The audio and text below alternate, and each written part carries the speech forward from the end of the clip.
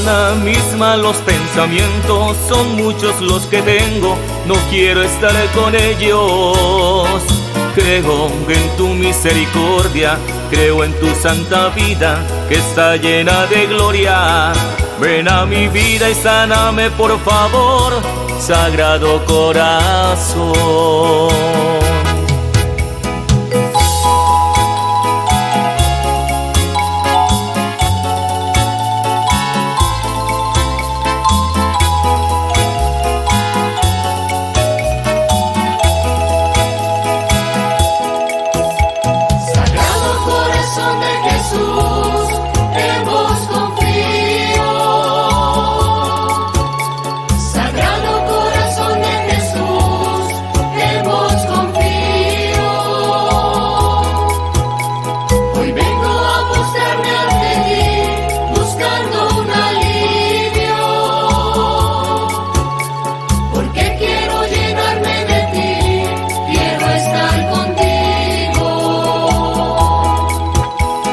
Entra en nuestros corazones y llénalos de gracia como un jardín de flores. Eres nuestra esperanza viva, el justo entre los hombres, amor de los amores. Eres mi Dios, eres mi gran ilusión, Sagrado Corazón.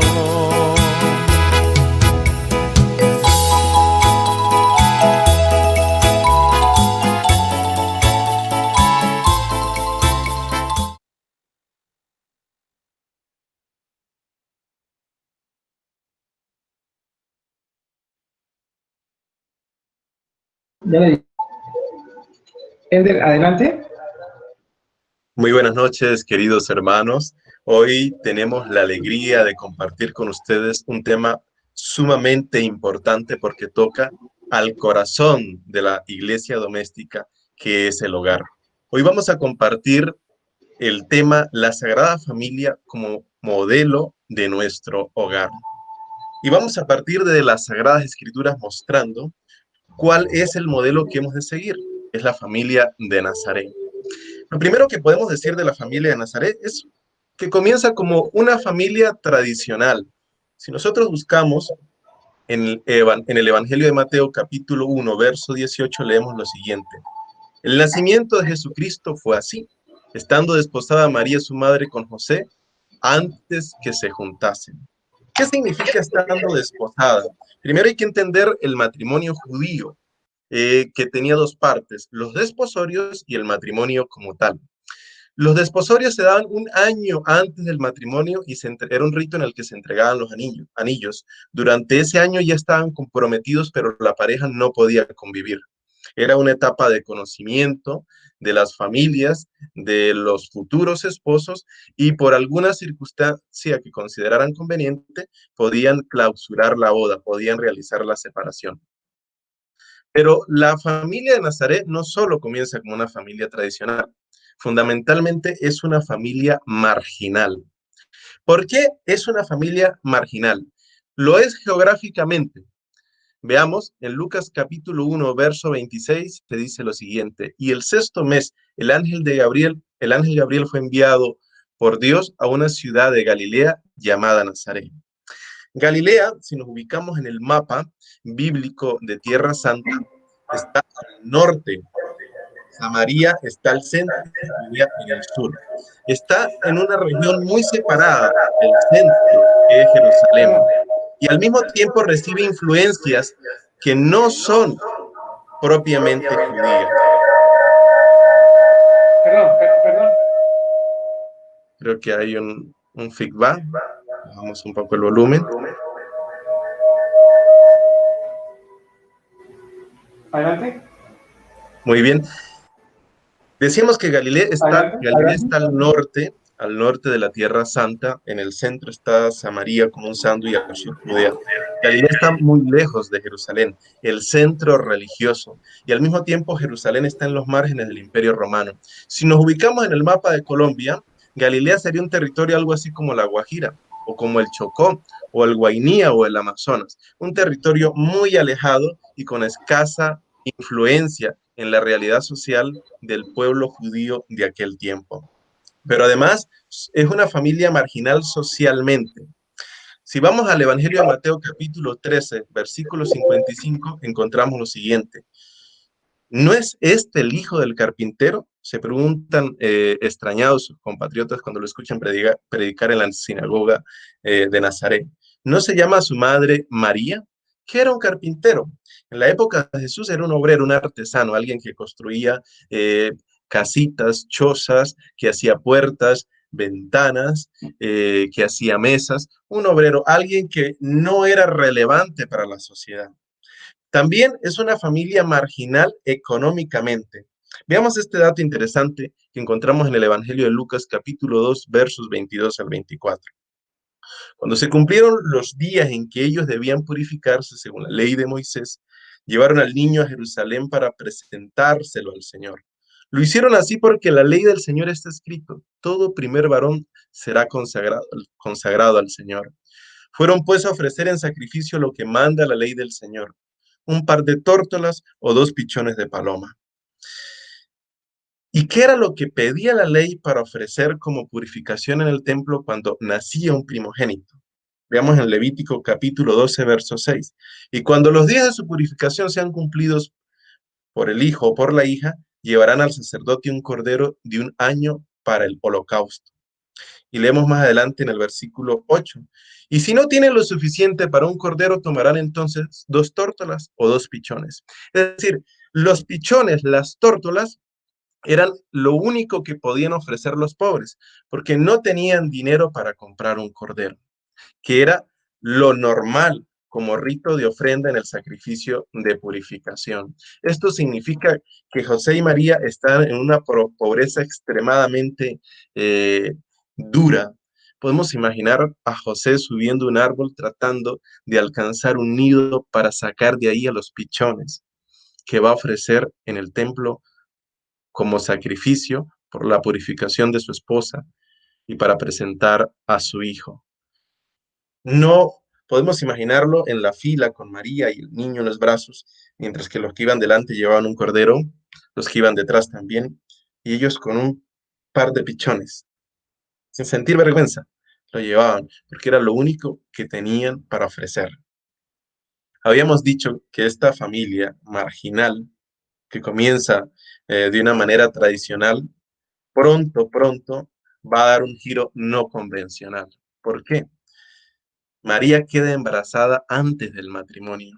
Si vamos a Mateo, capítulo 1, verso 18, leemos lo siguiente: se halló que que había concebido por obra y gracia del Espíritu Santo. Ya nosotros podemos decir, sí, es que concibió por obra y gracia del Espíritu Santo. Sí, pero ¿quién le iba a creer? Concibió fuera del matrimonio. ¿Cómo se llaman a los hijos que son concebidos fuera del matrimonio? Nuestra sociedad, sobre todo hace algunos años, utilizaba un término muy duro: bastardo. Pues Jesús de Nazaret es el bastardo más importante de la historia. Se hizo carne y se hizo carne marginada al ser concebido fuera del matrimonio. Ante esto, la Biblia nos va a decir que José era un hombre justo. En el versículo 19, acto seguido leemos: como José su esposo era un hombre justo y no quería exponerla a vergüenza pública, resolvió divorciarse de ella en secreto. ¿Y qué es un hombre justo para la Biblia, sobre todo para el Antiguo Testamento? ¿Qué es un hombre justo?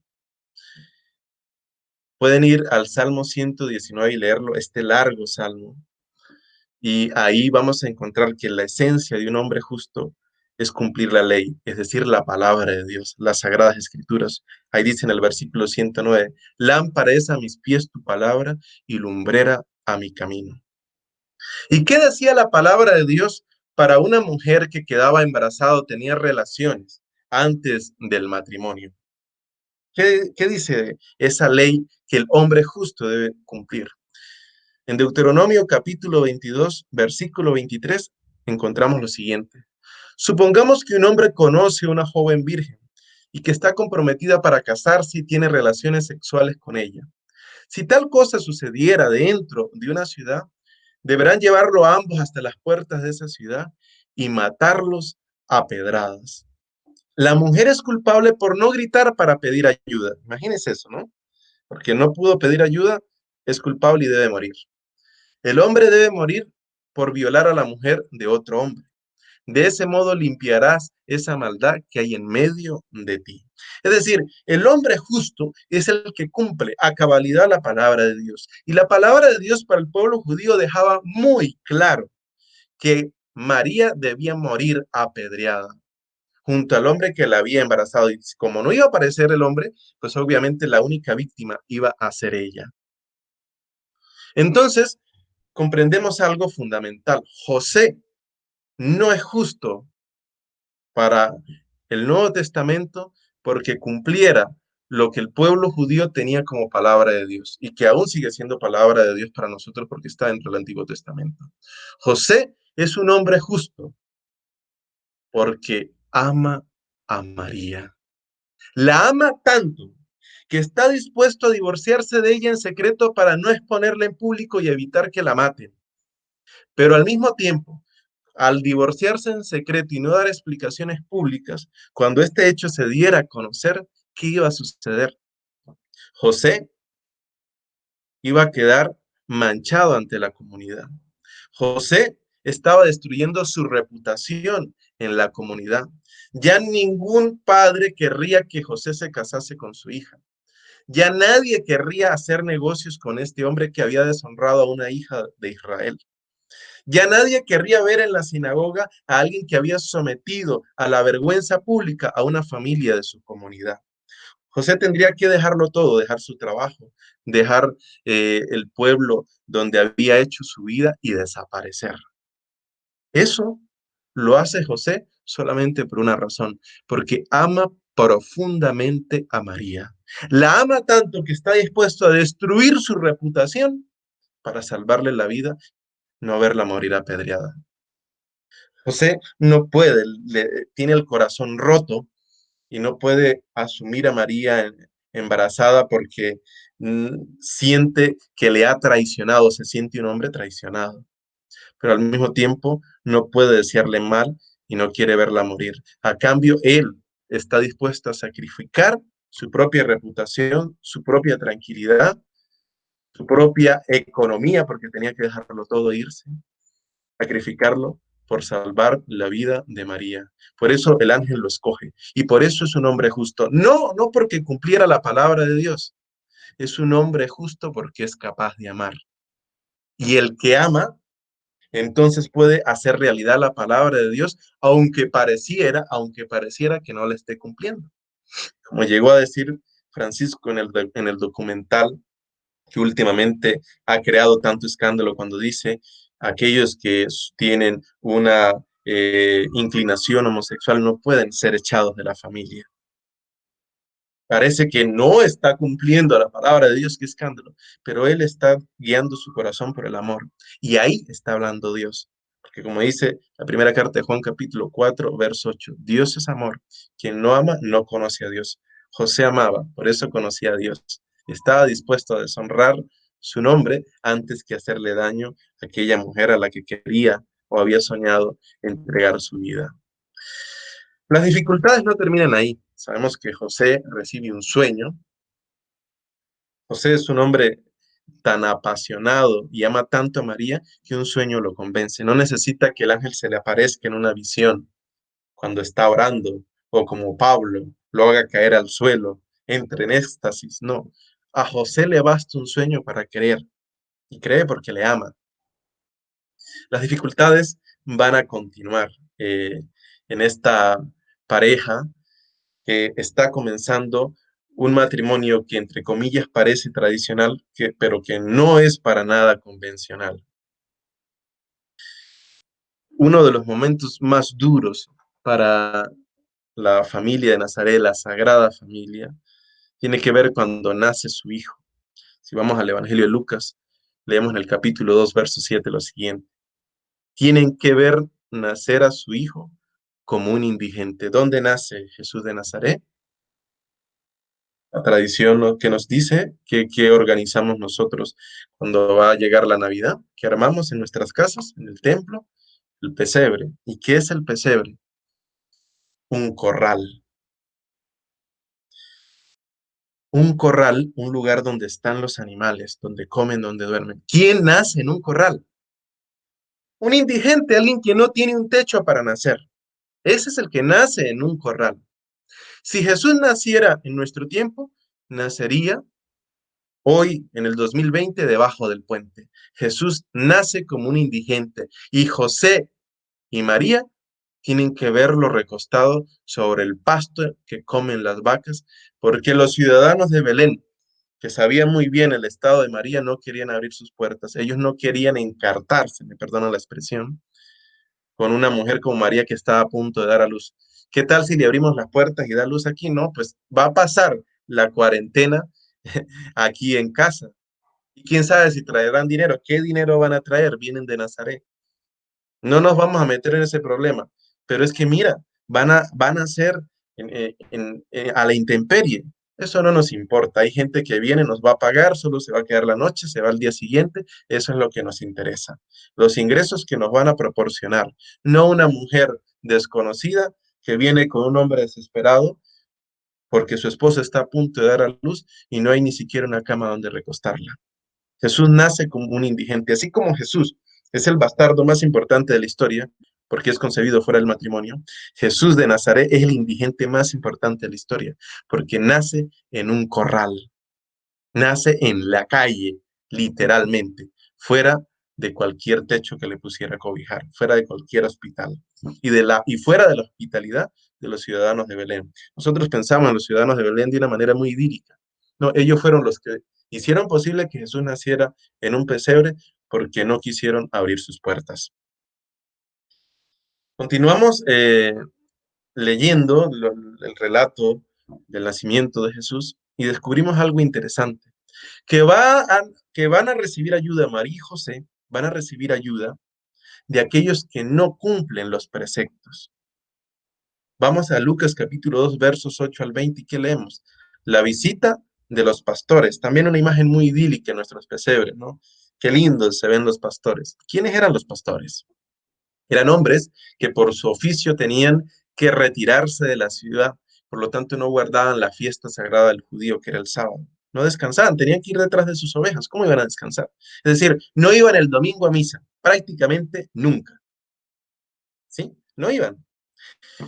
Al mismo tiempo, eran personas sumamente violentas. Se mataban entre ellos para robarse los rebaños. Si iban algunos pastores y encontraban a otro solo, lo atacaban, lo mataban, le quitaban las ovejas y lo enterraban. Y nadie iba a dar razón de quién era, qué había pasado con el pastor. ¿Por qué? Nadie iba a explicar ni llevar la noticia a la ciudad. Llevaban perros pastores y eran famosos porque cuando un caminante iba solo le echaban los perros para que los destrozaran, para que los mataran y luego ellos llegaran a robarse sus cosas. En cierta manera eran delincuentes también e incluso eran acusados de bestialismo porque vivían solos con sus animales. Estos que no son para nada idílicos, son los que van a ayudar a María, a José y al niño Jesús cuando están en una cueva en Belén. Pensemos algo. Si los ciudadanos de Belén no quisieron recibir a María cuando estaba a punto de dar a luz, probablemente escucharon sus gritos en el parto y se arroparon bien en el frío de la noche y se taparon los oídos para no escuchar. ¿Ustedes creen que ellos se iban a acercar para ayudarle? Ellos se iban a acercar para presentarles comida, para preguntar cómo estaban, si no se preocuparon al momento de dar a luz. No, María y José estaban ahí desamparados totalmente. Llegaron estos hombres, los pastores, a quienes nadie querían porque no eran testimonio para nada ni modelo a seguir. Ellos le darían pan, ellos le darían leche, ellos darían lana para cubrir al niño que estaría pasando frío. Ellos, los que no cumplían la religión, son los que reciben la visita del ángel para que vayan a presentar auxilio al creador de todas las cosas que está indefenso en el pesebre de Belén.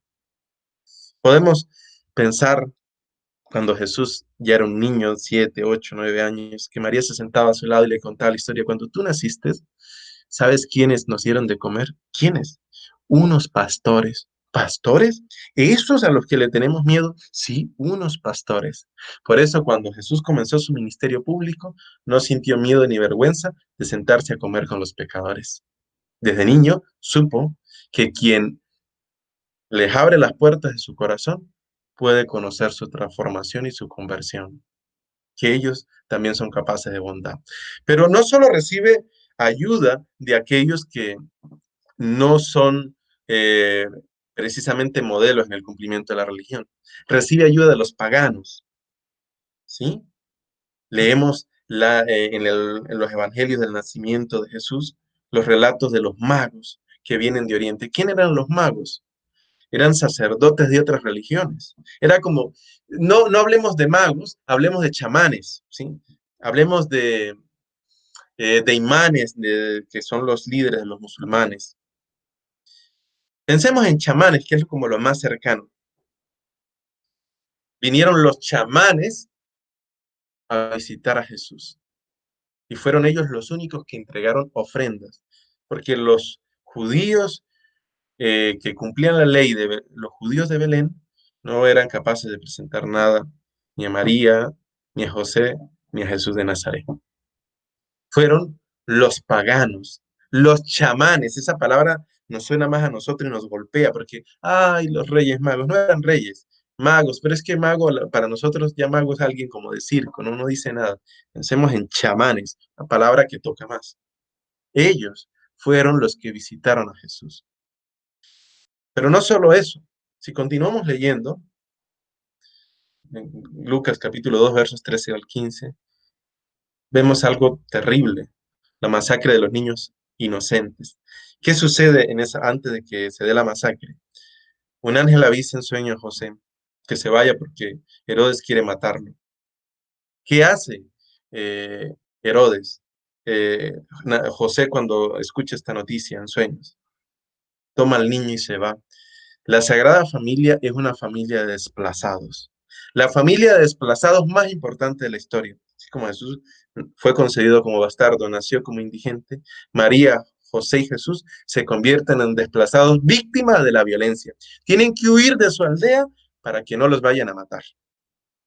Entonces, si queremos encontrar una familia modelo que se parezca a la Sagrada Familia de Nazaret, no tienen que buscar en la parroquia quién pertenece a la pastoral familiar y que sea un modelo a seguir. Vean a los desplazados de la violencia de Colombia. Ahí van a encontrar modelos muy parecidos a la familia de Nazaret que salieron huyendo en medio de la noche porque hombres armados le iban a quitar la vida. ¿Y para dónde van? Para Egipto. Egipto, ¿qué es? Otro país. ¿Y cómo se llaman los que se van a otro país? Se llaman migrantes.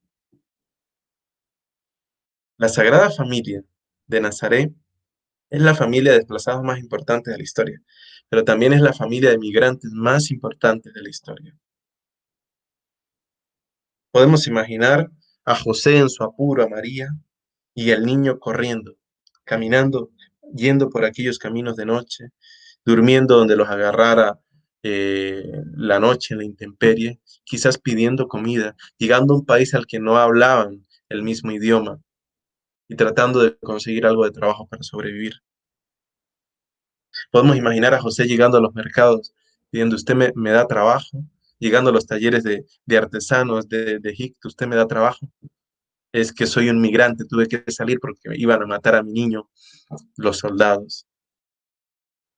Cuando veo las caravanas pasar por los caminos, por las calles de esta tierra, y veo a veces algunas mujeres que llevan a su niño en brazos, recuerdo a María y José cuando salieron huyendo. Ahí hay modelos que se parecen a la Sagrada Familia, porque vivieron lo mismo que estas personas hoy están viviendo. Pero no solo eh, son personas que están dentro de una realidad marginal, que están huyendo de su país. La Sagrada Familia también comete errores. Son humanos, cometen errores. Cuando leemos aquel relato de Jesús perdido y hallado al tercer día en el templo, si vemos el relato eh, como una historia de otra familia, lo menos que podría hacer es escandalizarnos. El texto nos dice que María y José se dieron cuenta que no iba el niño en la caravana un día después.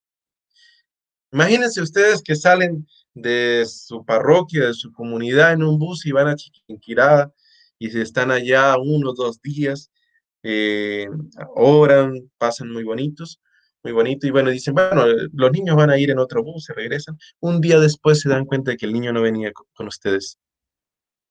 ¿Cómo llamaríamos a una persona así? Un irresponsable total. Pues María y José fueron irresponsables en este acto. Ay, no, es que eso tenía que pasar porque Dios lo quería así. No, Dios no quiere que dejen sus niños, Dios no quería quedar un niño botado en el templo de Jerusalén. Además, no sabía dónde lo habían dejado. No sabía dónde lo habían dejado, porque duraron 3 días buscándolo. Es decir, se habían caminado un día, otro de regreso 2, y todo un día para volverlo a encontrar en Jerusalén. No sabía dónde lo habían dejado. Al tercer día lo encontraron. Entonces, ¿qué nos quiere decir esto? La Sagrada Familia es una familia que cometió errores también, pero es la familia que en su seno crió a Jesús de Nazaret.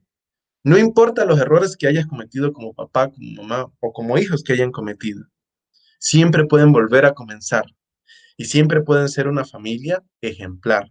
No porque los otros van a mirar, sino porque se han aprendido a amar y han podido corregir todos los errores que se cometen en el camino. Al final, la Sagrada Familia nos muestra una cuestión esencial. Está en la esencia misma de una auténtica familia. Es una familia unida. Y lo vemos en la muerte de Jesús en la cruz. Jesús está en la cruz agonizando, con 3 clavos traspasando sus manos, sus pies, llagados, que no puede respirar. Para poder respirar tiene que apoyarse con unos clavos en medio de un dolor tan vivo. Y poder, para respirar, desgarrarse los brazos, las manos con los clavos. Y ahí en medio de esa asfixia, de esa tortura cruel, vemos en Juan capítulo 19, versos 26 al 27, lo siguiente. Jesús, al ver a su madre y cerca al discípulo que tanto quería, dijo a su madre, mujer, ahí tienes a tu hijo. Y luego dijo al discípulo, ahí tienes a tu madre. Y desde aquella hora el discípulo la recibió en su casa. Jesús, en medio de su agonía, pensó en su mamá, no la puedo dejar sola a la intemperie, no la puedo dejar abandonada. Demostró que él venía de una familia unida, que no abandonaba a su madre y la olvidaba ya en un ancianato o alguien verá de ella, no, era una familia unida. Si José hubiera estado vivo con María, Jesús también se habría preocupado por él. Jesús también se habría preocupado por él. Esto es lo esencial. No importan los errores que se cometan en la familia. Lo importante es ver cómo no se vuelven a cometer, aprender de ellos. No importa las circunstancias difíciles que vivan, la pobreza, el rechazo social, ser desplazados, ser migrantes. No importa que cometan errores, y así como María y José dejan al niño en el templo y un día después es que se dan cuenta. No importa lo que haya sucedido, lo importante es que pueden comenzar de nuevo y ser una familia unida, que tome como modelo a la familia de Nazaret, que sin importar las dificultades y los errores cometidos, fueron capaces de permanecer unidos hasta el final. Muchas gracias a los que nos han acompañado y esperamos siempre que las Sagradas Escrituras realmente toquen nuestro corazón y no las imágenes preconstruidas que nos han transmitido, que muy poco tienen que ver con lo que realmente dice la Biblia. A veces leemos en la Biblia lo que ella nunca dice. Lo que ella dice, por lo menos en la Sagrada Familia, lo hemos visto aquí. Una familia de migrantes, de desplazados. Una familia donde el cabeza de hogar, más que cumplir la ley, está dispuesto a amar. Una familia que comete errores, pero que permanece unida hasta el final. No sé, Samuel, si hay alguna pregunta o hasta aquí terminamos esta sección por el día de hoy. Cada 15 días vamos a tener un tema de formación y estaremos compartiendo con diferentes invitados. Pues en este momento tenemos aquí, nos está saludando Ana Julia Ballesteros, nos está saludando Graciela Martínez, pero por el momento no hay preguntas. Pues la verdad que hemos estado un grupo pequeño, pues porque en realidad tuvimos muchos eventos hoy y tampoco alcanzamos como a promocionar lo que íbamos a hacer esta noche. Lo importante es que va a quedar aquí en Facebook Live y vamos a subir también al canal de YouTube para que podamos tener estas charlas cada 15 días. Entonces, Ender, muchísimas gracias. ¿Y cuándo volvemos a tener la siguiente? ¿Dentro de 15 días? Dentro de 15 días, si no tengo ese calendario a la mano. Sí, un segundito, porque creo que dentro de 15 días estamos en retiro. Ah, ok. Bueno, si estamos en retiro no podremos estar en 15 días, pero tal vez podemos buscar a una persona o Sí, bueno, después del retiro retomaremos esta pequeña sección de los viernes en la noche. Estaremos informándoles. Bueno, muchas gracias. muchas gracias a todos y les comentamos que las personas que nos están siguiendo, con la capacitación virtual, para aprender a manejar un poquito más esto, para hacer nuestras propias conferencias, sigue a continuación por el vínculo que colocamos en los grupos. Entonces, muchas gracias y entonces nos encontraremos dentro de 15 días. Que todo esté muy bien. Está bien. Gracias.